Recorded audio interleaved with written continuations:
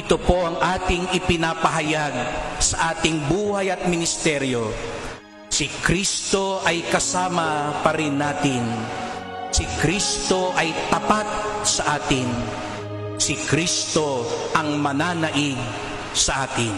Masdan mo ang ningas ng pag-asa at ang awit na may pakinggan na tunay nating makakamtan.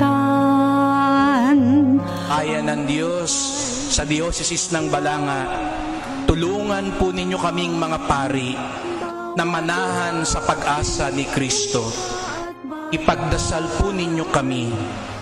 Tulungan ninyo kaming maglingkod. Hindi namin kaya mag-isa. Alalahanan niyo po kami kung kinakailangan. Sama-sama tayong mga pinahiran ng langis upang magningas ang pag-asa ni Jesucristo. Masdan mo ang ningas ng pag-asa at ang awit na may pakinggan na tunay nating makakamtan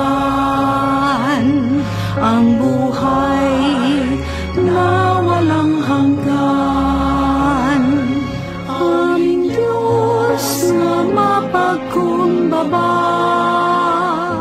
Ang mga langis na ating babasbasan ngayon para sa binyag, kumpil, pagpapahid sa may sakit at banal na orden ay may dalang halimuyak ng misyon ni Kristo.